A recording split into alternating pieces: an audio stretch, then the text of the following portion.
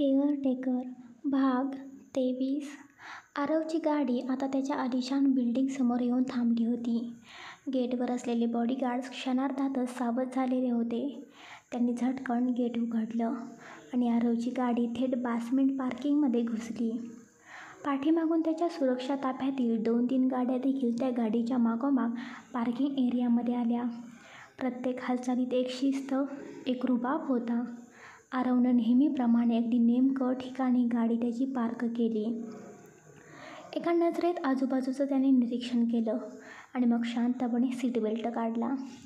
सीटबेल्टचा आवाज क्लिक असा झाला, पण आजूबाजूला बसलेल्या मीराच्या स्वप्नांची धून अजूनही सुरूच होती. आरवने हळूच डोकं वळवून तिच्याकडे पाहिलं. तिचे डोळे अर्धवट मिटलेले होते. चेहऱ्यावर एक निरागस शांतता.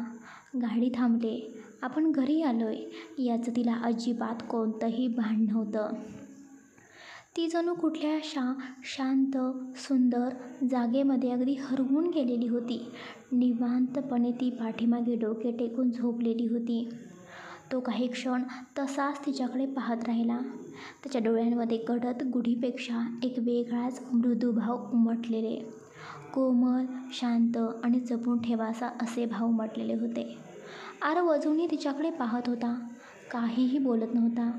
ती अजूनही स्वप्नांच्या दुनियेमध्ये अगदी हरवून गेलेली होती. त्याच्या शेजारीच ती शांत बसलेली.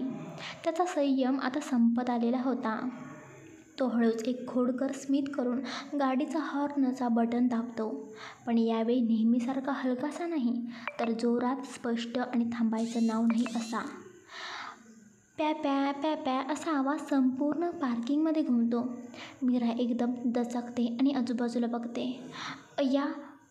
ती पटकन जागी होते. गोंधून इकडे तिकडे पाहते. काही क्षण तर तिला हेही समजत नाही की ती नक्की कुठे आहे, ती काय करत आहे. मग ती तिची नजर फिरवते आणि आरवकडे बघते. आरव तिच्याकडे एकटक बघत होता. चेहऱ्यावर कुठलाही भाव नव्हता, केवळ त्याचा हात हॉर्नवरती होता आणि तो आवाज अजूनही चालूच होता. मीरा अजूनही पूर्ण भानावर आलेली नव्हती. ती घाईघाईने तिचे दोन्ही हात तिच्या कानांवरती ठेवते आणि जवळजवळ ओरडतच म्हणते, सर सर अहो सर सर हे तुम्ही काय करत आहात? सर हे काय करत आहात तुम्ही? प्लीज बंद करा ना हॉर्न. कशाला वाजवताय तुम्ही एवढ्या मोठ्याने हॉर्न? प्लीज सर बंद करा ना. आरव थोडा वेळ तसाच तिच्याकडे बघत राहतो आणि मग शांतपणे हॉर्नवरचा हात बाजूला काढतो. गाडीत शांतता पसरते. आरवने मिश्किल नजरेने तिच्याकडे पाहत म्हटलं, तुझ्या स्वप्नांच्या दुनियेमध्ये हरवलेली होतीस ना, तिथूनच तुला बाहेर काढायला मी मुद्दामच हॉर्न वाजवत होतो. आता त्या स्वप्नांमधून बाहेर आली असशील तर घराजवळ आपण आलेलो आहोत. त्याचा शांत पण टोचणारा आवाज ऐकताच मीराच्या चेहऱ्यावर अपराधी भाव चमकून जातो. ती एक क्षण गप्प राहते, मग हलकेच तिची नजर समोरच्या बिल्डिंगकडे जाते.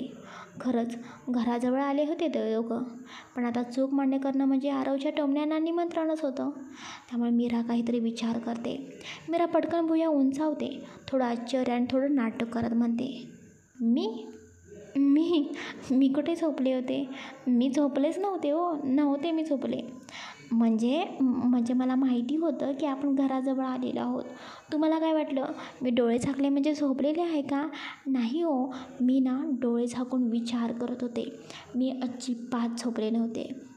मीराचं बोलणं ऐकून आरव भुवया उंचावतो. ते काय ना, ऑफिसमधलं एक महत्त्वाचं काम राहून गेलं होतं ना माझं, त्याचाच मी विचार करत होते बघा. किती कामं आहेत ना अजून हो.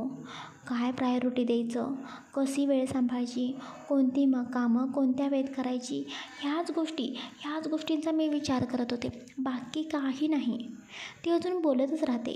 आता स्वतःच्या बोलण्यावरच विश्वास द्यावा की नाही असा भाव तिच्या चेहऱ्यावर होता. डोळे झाकले म्हणजे माणूस झोपलाय असं नसतं हो. कधीकधी ना माणूस विचारांच्या खोल गर्तेत गेलेला असतो. आरव तिच्याकडे मिश्किल नजरेने पाहत विचारतो, अच्छा इतकं कामाचं टेन्शन आहे का तुला? आराम करायला वेळच नाही?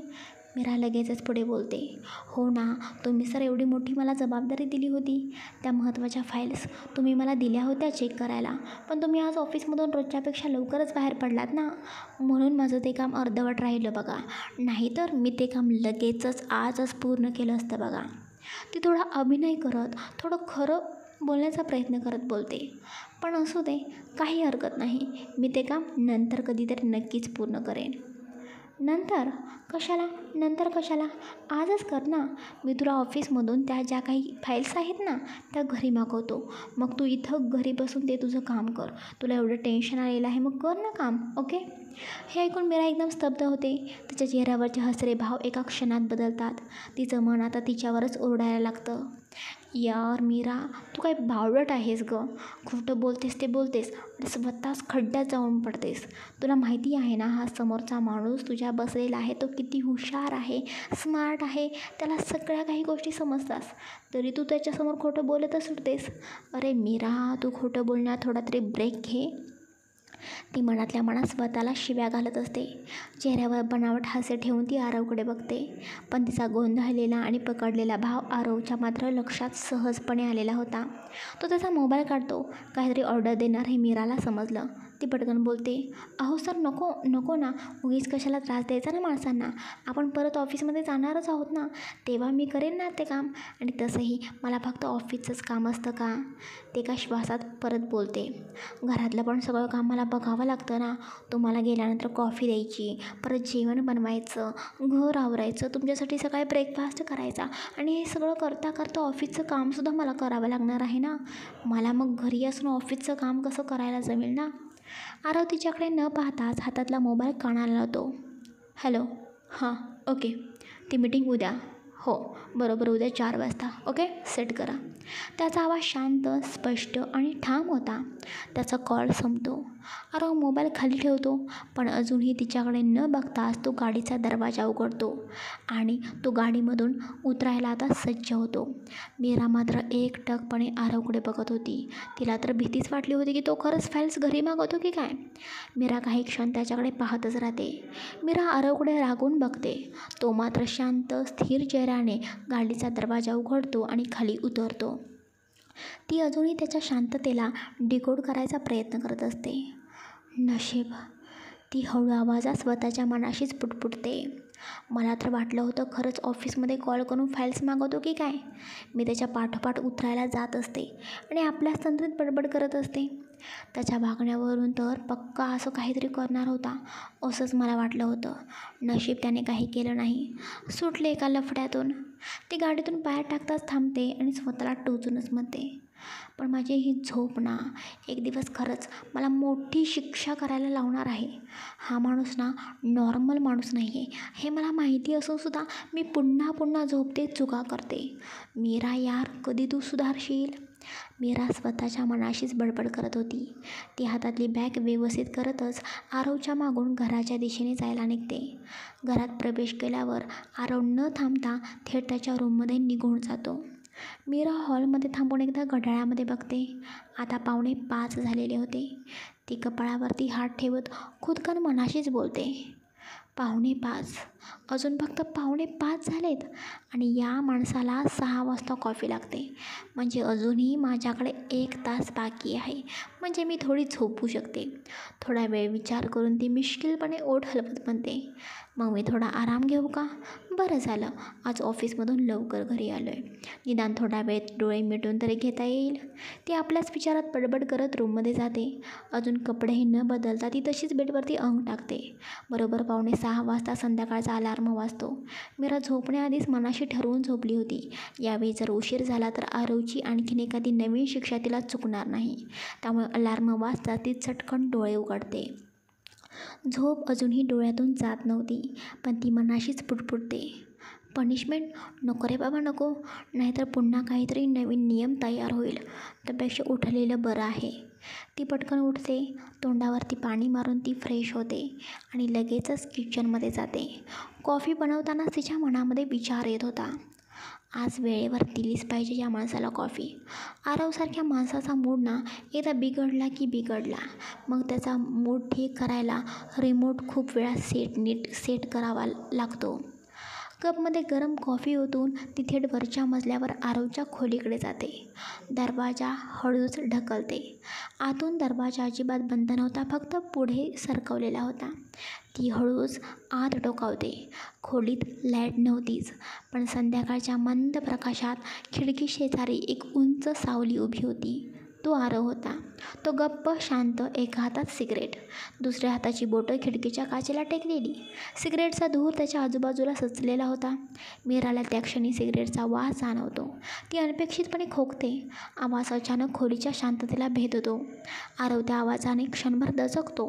तो हळूच मागे वळून पाहतो. मीराला पाहताच आरव क्षणभर गप्प राहतो, पण लगेचच त्याने मान थोडीशी फिरवून पुन्हा खिडकीबाहेर नजर रोखली. सिगरेट अजूनही त्याच्या बोटांमध्ये होतं. धूर हळूहळू त्याच्या चेहऱ्यावरून हवेत आता विरत होता. मीरा दरवाजात उभी होती. तिच्या चेहऱ्यावर अस्वस्थता होती. त्या सिगरेटच्या वासामुळे आणि कदाचित आरवच्या शांततेमुळे. तिने नकळत तिच्या साडीचा पदर नाकावरती ओढला आणि खोल श्वास घेत स्वतःला तिने सावरलं. मग निशब्दपणे खोलीमध्ये तिने पाऊल टाकलं. कॉफी कॉफी आणली होती तुमच्यासाठी, ती हळू आवाजात बोलली. आरवने काहीही न बोलता फक्त इतकंच म्हटलं, ठेव तिकडे. आरवचे बोलणे ऐकून मीरा थोडी हताश झाली, पण काहीही न बोलता तिने कॉफीचा कप टेबलवर ठेवला. तिची नजर आरवच्या पाठमोऱ्या आकृतीवर आता खिळलेली होती. त्याचं सगळं काही शरीरभाषा काहीतरी सांगत होती, पण त्याच्याकडे शब्द नव्हते असं मीराला वाटत होतं. काही क्षण शांततेत गेले. मग मीराने स्वतःला थोडी हिंमत दिली आणि अलगदपणे आरवकडे बघितलं आणि विचारलं, तुम्ही सिगरेट ओढत आहात का? आरवने ऐकलं. शांततेचा एक क्षण, मग त्याने हळूच मागे वळून तिच्याकडे पाहिलं. त्या नजरेत काहीच नव्हतं, ना राग ना उत्तर, पण ती नजर डोक्यात घर करून जाणारी होती. मीरा घाबरली. तिची नजर पटकन खाली गेली. हाताची बोटं एकमेकांना गुंतवून ती तडक बोलली, नाही म्हणजे सॉरी, तुम्हाला खरं तर मी प्रश्न विचारलेले आवडत नाही, मला हे माहिती आहे, पण हे हेल्थसाठी चांगलं नाही ना, उगीच सिगरेट ओढायचं का, तुम्ही स्वतःचं नुकसान करून घ्यायचं ना. ती बोलून थांबली. शब्दांपेक्षा जास्त तिच्या आवाजात एक प्रकारची काळजी दिसत होती. आरव काही क्षण तसाच तिच्याकडे पाहत राहिला. आरव काही क्षण मीराकडे शांतपणे बघत राहतो. त्याच्या डोळ्यात विचारांचा झपाटलेला एक समुद्र वाहत होता असं वाटत होतं. शांत दिसणारा, पण आतून खवळलेला. हळू आवाजात तो तिच्याकडे बघतो आणि बोलतो, आपल्या आयुष्यात ना काही गोष्टी गरज म्हणून करायच्या नसतात, जेणेकरून मन, आत्मा, डोकं सगळं थोडं शांत राहतं. मीरा एकदम शांत राहते, स्तब्ध होते. ही आरवची पहिली वेळ होती जिथे त्याने तिच्या प्रश्नाला प्रत्यक्ष उत्तर दिलं होतं, पण उत्तर कोड्यात, त्रासाच्या गुंफणीत होतं. त्याच्या शब्दांनी जणू काही खोल जखमा उघडल्या. तो काहीतरी लपवत होता, तीव्र वेदनादायक, पण त्याचवेळी तो त्या वेदनेतून सुटका शोधत होता. मीराने त्याच्याकडे डोळे भरून पाहिलं. तिला जाणवलं, आरव सिगरेटसारखा व्यसनामागे लपून राहत नाही, तर त्यातून स्वतःला सावरतो आहे. ती थोडीशी पुढे सरकते आणि हलक्या स्वरात बोलते, सॉरी, मी पुन्हा काहीतरी बोलते, पण तुम्हाला त्रास होतो हे मला जाणवतं आहे. खरं म्हणजे काय त्रास होतो हे मला खरं तर माहिती नाही, पण तुमच्या चेहऱ्याकडे बघून ती समजतं की तुम्हाला त्रास होतो आहे. एक गोष्ट समजते, प्रत्येकाच्या आयुष्यात काही ना काहीतरी चाललेलं असतं. कोणाचंही आयुष्य अगदी परफेक्ट नसतं. कधी आनंद असतो, कधी दुःख असतं, कधी दोन्ही आपल्या आयुष्यामध्ये मिसळलेलं असतं, पण त्यातून मार्ग काढायचा आपण असतो, पुढे चालत राहायचं आपण असतं. ती थोडक्यात अंतरावर थांबते. तिच्या आवाजात काळजी होती, पण कुठेतरी उपदेश नव्हता, फक्त प्रेमळ समजावणं होतं. ती आरवला समजावण्याचा प्रयत्न जणू करत होती. हे असं व्यसन, हे काहीही शांती देत नाही, तो फक्त एक भ्रम असतो. तुमचा त्रास तात्पुरता लपतो, पण नंतर त्याचा परिणाम तुमच्या शरीरावर, मनावर राहतो. आजचा प्रॉब्लेम उद्या नसेल, पण ही सवय ती राहते आणि मग ती सवय हळूहळू माणसाला संपवते. मीरा बोलून थांबते. तिच्या डोळ्यात पाण्याची हलकी किनार दिसते, नाजूक पण खरी. आरव मीराचा शब्द शांतपणे ऐकत होता. त्याच्या चेहऱ्यावर कोणताही राग नव्हता, पण त्याच्या शांततेत एक वेगळाच वेदनागंध होता. मीराला वाटले, कदाचित तो रागवला असेल, म्हणून तिने परत सावधपणे बोलणे तिचे सुरू केले, सॉरी, मला तुमच्या परमिशनशिवाय आज जरा जास्तच मी बोलून गेले. पण प्रत्येक वेळी समोरची व्यक्ती तुम्हाला काही सांगत असेल म्हणजे तुमच्या भावना दुखावेल असं नाही. म्हणून माझ्या या बोलण्यावर एकदा विचार करून पहा. हे व्यसन तुमचं दुःख नाही कमी करणार, उलट तुमच्या आरोग्यावर विपरीत परिणाम होईल. तुमचं ब्लड प्रेशर वाढेल, शरीराला त्रास होईल. त्यापेक्षा तो त्रास कमी करण्यासाठी तुम्हाला दुसरे मार्ग शोधावे लागतील, जी तुमच्या मनाला खरंच शांती देतील, खरंच तुमचे प्रॉब्लेम सॉल्व्ह करतील आणि खरंच तुम्ही नीट राहाल. तिने थोडं हसत परत म्हणाली, कॉफी आणली होती तुमच्यासाठी. गरमागरम कॉफी आणली आहे, पिऊन घ्या, नाहीतर थंड होईल. मीराने हे बोलून सावकाश ती बाहेर पडली. आरव तिथेच थोडा वेळ राहिला. तो तिच्याकडे पाहत नव्हता, तर त्याच्या डोळ्यात परत हातातील सिगरेटकडे त्याचं लक्ष गेलं. काही क्षण तो त्या सिगरेटकडे बघत राहिला, जणू काही त्याच्या आयुष्याच्या एका भागाशी सामोरं जाण्याचा प्रयत्न तो करीत होता. त्याचा श्वास हळूहळू खोल आणि दीर्घ झाला. अचानक तो सिगरेट खाली जमिनीवरती टाकतो. त्याच्या पायाने ती हलवली आणि परत खिडकीबाहेर तो बघू लागला. त्या क्षणात तो जणू स्वतःशीच एक लढा देत होता, मनाशी, दुःखाशी, वेदनेशी. दीर्घ श्वास घेत तो हळू सोफ्यावर बसला. हातातल्या कॉफीचा कप उचलला आणि एक घोट घेतला. कॉफीची ऊब आणि ताजेपणा त्याला थोडा सांत्वन देत होता, पण त्याच्या मनात चढाओढ अजूनही थांबलेली नव्हती. अनेक विचार त्याच्या डोक्यात अजूनही फिरत होते. भूतकाळातील आठवणी, वर्तमानातील ताण आणि अनिश्चित भविष्याची भीती. हे सगळं काही त्याच्या डोक्यामध्ये सुरू होतं. मीरा कॉफीचा कप हातात घेऊन आरवच्या खोलीतून हळूच बाहेर पडलेली होती. तिच्या मनात अजूनही आरवच्या त्या गंभीर नजरेची सुसाटच फिरती होती. किचनमध्ये परतल्यावर तिने संध्याकाळच्या जेवणाचा विचार करायला सुरुवात केली, परंतु डोक्यात अजून ठराव नव्हता. आज काय मी जेवण बनवू? मीरा मनाशीच विचार करत होती. ती आजूबाजूला बघते. तिचं लक्ष अचानक फ्रीजच्या बाजूला ठेवलेल्या आंब्यांच्या पेट्यांकडे गेले होते.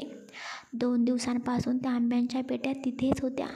अजूनही त्यातले आंबे सगळे काही संपलेले नव्हते. 2 दिवसांपाठीमागे आरवने या आंब्यांच्या पेट्या आणलेल्या होत्या. आमरस बनवायला हवा. तिच्या मनात ओळखीचा विचार आला. आमरसपुरी, झणझणीत आमटी, मसाले भात आणि पापड. आजचा मेनू म्हणजे एकदम परफेक्ट. हळूच ती पेटीतून आंबे काढू लागली. हातात आंबे घेताच त्याचा सौम्य गंध तिला भरून गेला. ती सौम्यपणे आंबा कापू लागली. प्रत्येक तुकड्यावर प्रेमाने नजर टाकत 2-3 तुकडे तिने काढून चव पाहिली. रस्त्याच्या तोंडात पसरताच हळूहळू तिला आत्मसुख मिळत चाललं. त्यातला गोडसर रसात बालपणाच्या आठवणी, हसणं, जाणीव आणि विसरलेलं प्रेम मिसळलेलं होतं. हळूहळू तिने आमरस बनवण्याचं काम सुरू केलं. हातातून निघणाऱ्या आंब्याच्या रसामुळे तिच्या मनातही गोडवा दाटू लागला. त्या गोडसर क्षणात किचनमध्ये प्रेम आणि शांतीचं साम्राज्य उभं राहिलेलं होतं. मीरा आमरस, पुरी हे सगळं काही मनापासून बनवत होती. साधारण 8 वाजत आलेले होते. घरात एक वेगळी शांतता पसरलेली होती. त्याचवेळी आरव हळूच जिना उतरून खाली आला.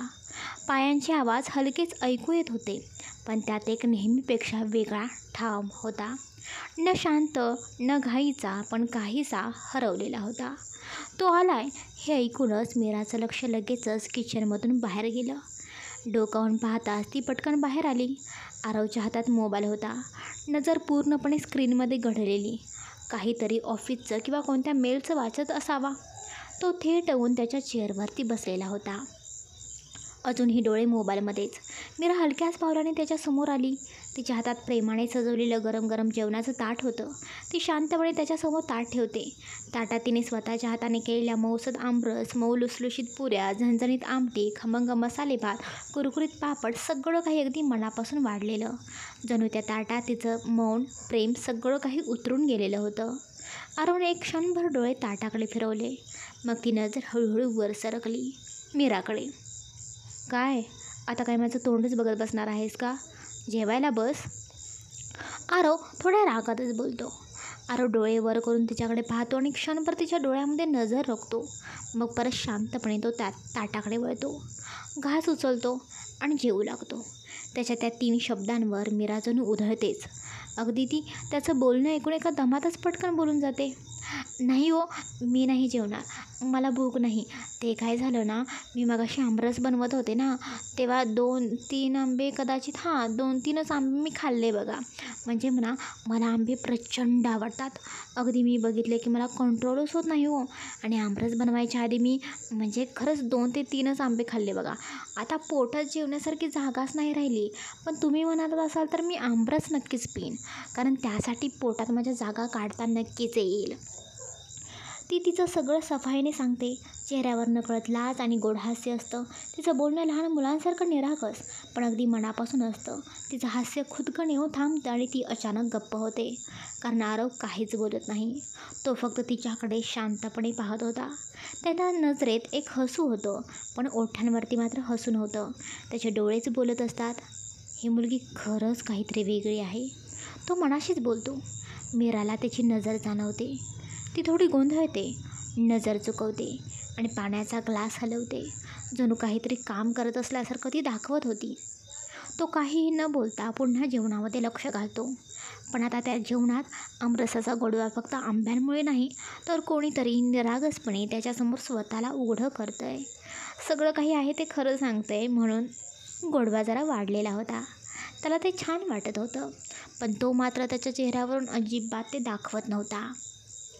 तेच आरव शांतपणे जेवत असलेला पाहून मीराच्या मनात विचारांची गर्दी जमलेली होती. काय झालं असावं? हा शांत का आहे? मी काही चुकले का? मी आंबे खाल्ले म्हणून हा चिडला आहे की काय? तिला आठवतं, मागच्या वेळी फक्त आंबे झाडावरून तोडले म्हणून तो तिच्यावर रागावला होता. त्याचा तो त्रासलेला चेहरा अजूनही तिला स्पष्टपणे आठवत होता. आता मात्र ती थोडीशी गोंधळते. त्याच्या शांततेत काहीतरी बोलकं होतं, म्हणून ती हळू आवाजात बोलू लागते, थोडीशी अपराधी वाटत.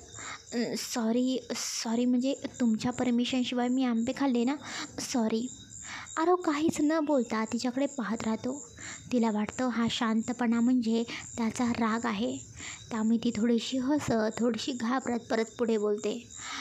सॉरी, मी आंबे खाल्ले तुमच्या परमिशनशिवाय, पण काय करणार ना, तुम्ही 4 ते 5 पेट्या भरून आंबे घरामध्ये आणलेले आहेत. ते तसेच किचनमध्ये पडून राहिलेले आहेत. तुम्हीसुद्धा काहीच आंबे खात नाही. आज फक्त आमरस केला म्हणून फक्त तुम्ही तो आंब्यांचा आमरस खात आहात, पण बाकीच्या वेळी कधी तुम्ही आंबे खाता का? नाही ना, ते आंबे तसेच आहेत. मग काय करायचं, मला खावे लागतात. आरव अजूनही शांतच. मीराचं बोलणं स्वतःहून पुढे जातं, थोडं आणि नकळतही. आणि त्या दिवशी फक्त तुम्ही आंबा खाल्ला. तिचं वाक्य इथेच अडकतं, कारण तिच्या मनात थेट तो त्या दिवशीचा जो काही क्षण घडलेला होता तो आठवतो आणि अंगावरून एक थोडीशी गोड शहारा आल्यासारखा वाटतो. ती किचनमध्ये होती. काचेच्या बॉलमध्ये आंबा चिरून ठेवलेला होता. आरव तिच्या अगदी जवळ आला होता. तिच्या ओठांना लागलेला आंबा त्याने तो चाखलेला होता. तो क्षण तिला आठवतो. तिनेही श्वास रोखला होता. त्या क्षणाने काहीतरी हलवलं होतं तिच्या आत. ते हलणं, ते कंप आज पुन्हा जाणवलं. शिरसरलेल्या आठवणींचं उबदार तापमान पुन्हा एकदा पसरत तिच्या गालांवर आलं.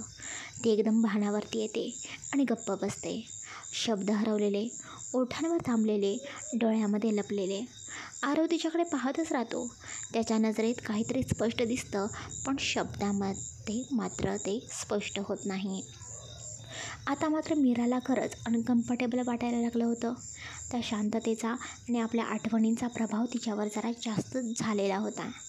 तो क्षण आठवून मीराला कसं तरी वाटत होतं. उगीच आपण का बोलून गेलो असं तिला वाटत होतं.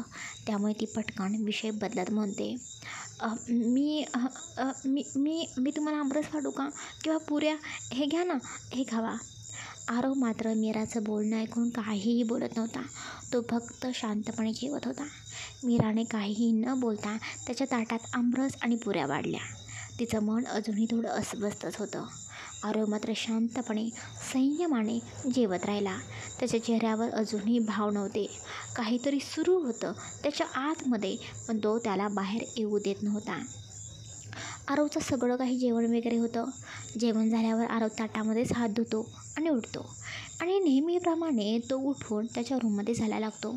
मीराचं लक्ष त्याच्या पावलांवर काही बोलेल का किंवा तसंच निघून जाईल. मी काही चुकले का खरंच? हा ती विचार करत होती. तेवढा तो थांबतो. मीराचा काळजाचा ठोके एक क्षण थांबतात. आरव परत पाठीमागे वळतो आणि शांतपणे तिच्या चेहऱ्याकडे बघून बोलतो, जे आंबे आहेत ते सगळे काही खाल्ले तरी चालतील. No problem. आंबे खायलाच आणले आहेत. ते संपले तरी चालतील. ठेवायला मी नाहीत आणले. इतकं बोलून तो वळतो आणि रूममध्ये निघून जातो. मीरा मात्र आता थक्क झालेली होती. तोंड उघडं, डोळे विस्पारलेले, हातातील वाटी तशी थांबलेली. हे हे हे आता दहशतवादी माणूस मला जे काही बोलला होता ते खरं आहे का? की मी फालतूचं काहीतरी स्वप्न बघितलं? मला भास वगैरे झाला की काय तो असं बोलला ते? ती क्षणभर स्वतःला हात लावून बघते. कुठेतरी मनातली भारी अस्वस्थता हलकी होऊ लागते. तिच्या चेहऱ्यावर नकळत हास्य उमटतं. सिरियसली? सिरियसली? खरंच मला हा आंबे खा म्हणतोय? हा तोच आरव आहे का?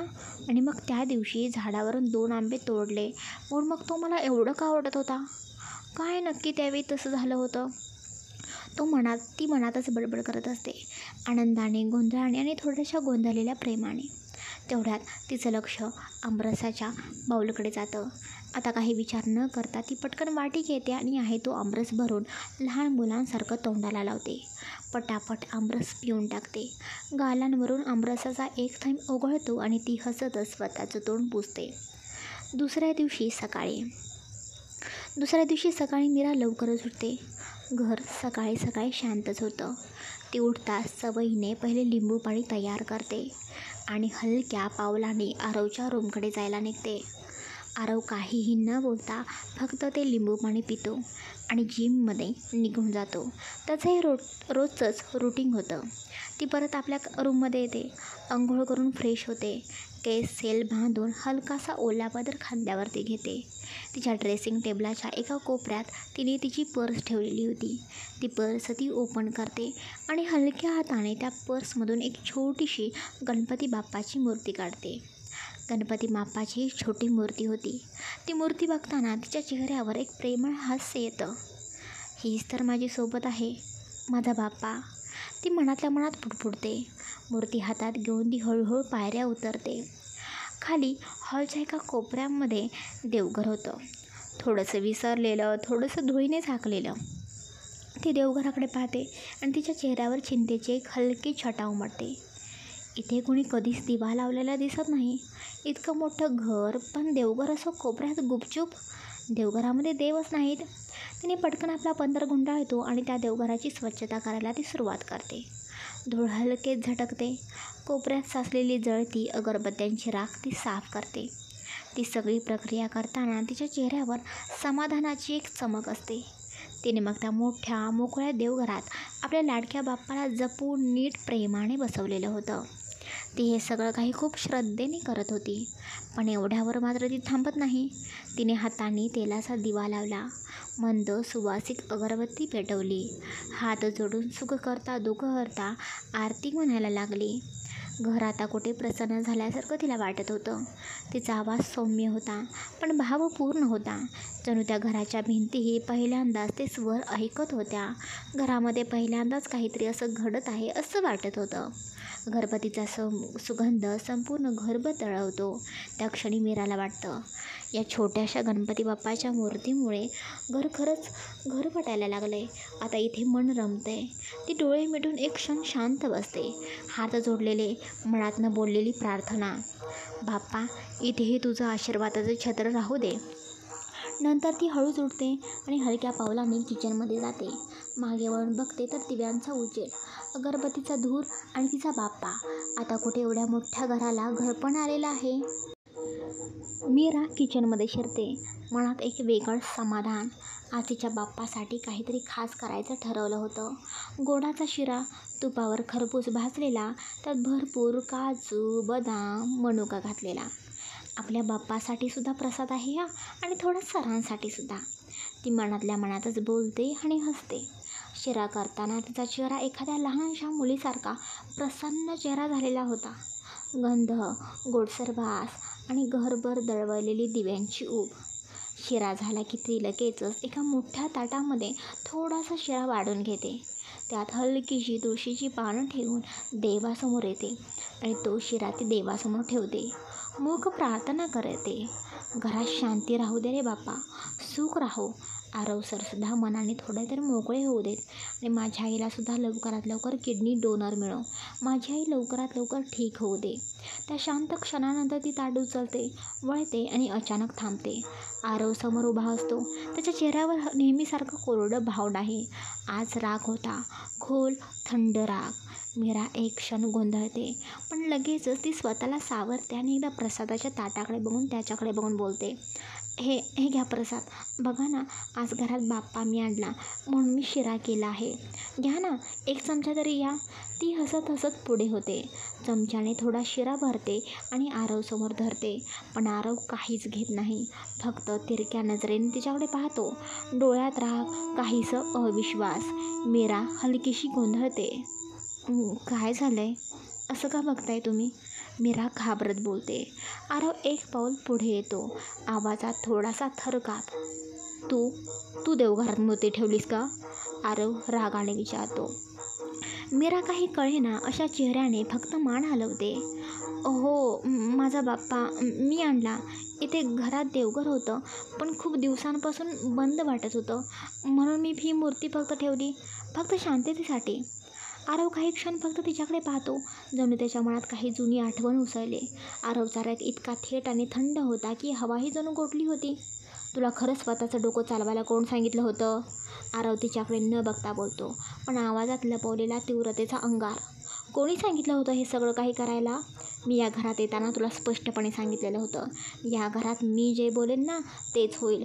तरीसुद्धा तू माझ्याशी न बोलता, मला न विचारता हे सगळं काही केलंस.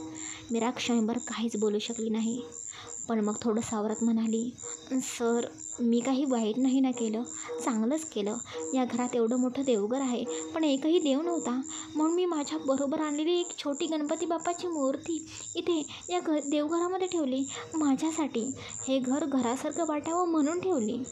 आरव आता तिच्याकडे थेट पाहतो, डोळे रेखून. सांगितलं होतं ना मी, स्वतःचं डोकं चालवायचं नाही. हे घर माझं आहे. इथे काय ठेवायचं काय नाही ते फक्त मी ठरवतो. या घरात देवाला परवानगी नाही. तू आलीस त्या दिवसापासून कुठे बघितलीस तू देवाची मूर्ती? बघितलीस का? मीरा शांत. तिच्या हातात देवाच्या प्रसादाचं ताट आता थरथरलं होतं. डोळे भरून आले होते, पण ती अजूनही हिंमत ठेवून उभी होती. पुढच्या काही मिनिटात ही मूर्ती इथून गेली पाहिजे. या घरात ती मला मूर्ती नको आहे. पण सर, देवाचं काय चुकलं आहे? मीराचा स्वर थरथरत होता, पण मनात श्रद्धेचा ज्वाज्वल जरा होता. हे घर इतकं सुंदर भरलेलं मजबूत आहे, हे सगळं तुमचं आहे. हो, पण थोडं का होईना कुठेतरी त्या देवाच्या आशीर्वादात छत्र असेलच ना तुमच्या डोक्यावर. आरव क्षणभर स्तब्ध होतो, पण पुढच्या क्षणाला तो पुढे बोलतो रागानं.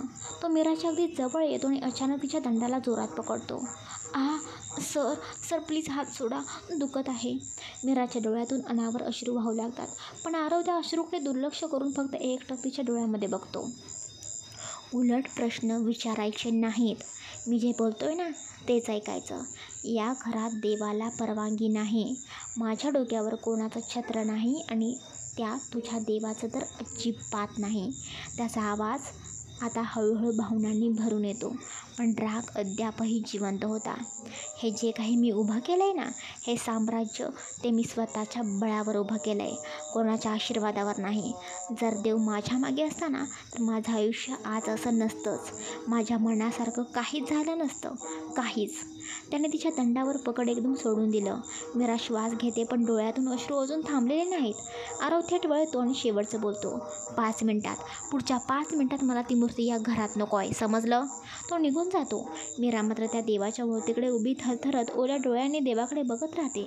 मीरा तशीच डोळ्यातून वाहणाऱ्या अश्रूंना थांबवायचा प्रयत्न करत पावलांवर पाय टाकत देवघराजवळ येते. हात थरथरत होते. ती तिची लहानशी गणपती बाप्पाची मूर्ती उचलते आणि हळूच आपल्या रूममध्ये परतते. तिच्या रूमच्या एका कोपऱ्यात एक छोटंसं टेबल होतं, त्यावर स्वच्छ एक कापड अंथरलेलं. मीरा त्या मूर्तीला त्या कापडावर ठेवते. तिच्या डोळ्यात पाणी, पण चेहऱ्यावर एक शांत भाव. ती त्या छोट्याशा गणपतीकडे पाहते आणि मनात बोलते, माफ कर बाप्पा, आज त्या दहशतवादी माणसानं तुझा अपमान केला, त्याच्याकडून मी तुझी माफी मागते. मला खरंच माहिती नाही का तो तुझ्यावर इतका रागवलेला आहे, का तुझं नाव जरी घेतलं तरी त्याला इतका त्रास होतोय, का तू एवढी चिडचिड करतोय. पण एक सांगू, तो जे काही आज बोलला ना, त्यात एक गोष्ट मात्र चूक होती. तो म्हणाला की तुझा आशीर्वाद माझ्या डोक्यावर नाही, पण मला माहिती आहे बाप्पा, तू आहेस माझ्यासोबत. प्रत्येक क्षणी माझा विश्वास तुझ्यावर आहे आणि राहणारही. ती डोळे मिटते आणि हात जोडून थोडा वेळ तशीच बसते, पण मनात विचार थांबत नाही. हा माणूस असा का आहे? त्याला देवाचा सुद्धा का प्रॉब्लेम आहे? मला वाटलं होतं याचा फक्त लोकांवरती विश्वास नाही, याला फक्त लोकांचा प्रॉब्लेम आहे. पण आता मला वाटतंय याचा फक्त लोकांवर नाही, तर याला कोणत्या संपूर्ण जगावर विश्वास नाही. एक देवाची मूर्ती जर एखाद्या घरात ठेवली तर त्याचं काय बिघडतं? तो देव सगळ्यांचाच असतो, याचाही. या माणसाचं आयुष्य खरंच किती क्रिटिकल आहे, याचा काही ठोस ठराव नाही.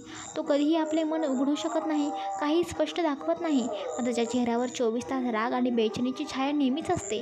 त्याचा चेहरा इतका गंभीर आणि कठोर असतो की कधीच तो मोकळेपणाने हसून बोलत नाही. मीरा मनात खोलवर विचार करत होती. नक्कीच त्याच्या भूतकाळात काहीतरी वाईट घडलं असेल. त्याच्या आयुष्यात कुठेतरी अशा वेदनांची साखळी असेल जी त्याला सतावत असेल, म्हणून तो इतका कठोर, इतका वेगळा असावा, किंवा जन्मताच त्याच्या चेहऱ्यावर इतकी गंभीरता असेल. ती या विचारात गुंतून गेलेली होती, पण तिच्या मनात एकच गोष्ट निश्चित होती. आरवचा अंतरंग काहीतरी खोल आणि वेदनादायक आहे, ज्याला तो कधीच उघडून दाखवू शकत नाही. मीरा अजूनही आरवच्या मनाच्या गुडतेत हरवलेली होती. त्याचा राग, शांत चेहरा, गंभीर नजर, हे सगळं विचार करत होती. तेवढ्यात तिचं लक्ष घड्याळाकडे गेलं. आता 8:30 वाजून गेलेले होते. सकाळचे 8:30 वाजलेले होते. मीरा घाबरत स्वतःच्या मनाशी बोलते, बापरे, खूपच उशीर झालेला आहे. ती घाईघाईने उठले. या रागाच्या भरात त्या दहशतवादी माणसाला ब्रेकफास्ट द्यायचा राहून गेला. आता मला पटकन त्याला ब्रेकफास्ट दिला पाहिजे, सगळं काही आवरलं पाहिजे, टिफिन बनवायचा आहे, 9:30 वाजता ऑफिसलासुद्धा जायचं आहे त्याच्यासोबत. ती घड्याळाच्या काट्याने इतकीच वेगाने हालचाल करत होती. किचनमध्ये जाताना मनात भीतीही डोकं वर काढत होती. तो अजून चिडलाय. ती थेट आरवच्या रूमकडे गेली. दार हलकंसं ढकललं, पण खोली रिकामी होती. आरव नव्हता. क्षणातच तिचं मन पांढरं पडलं होतं.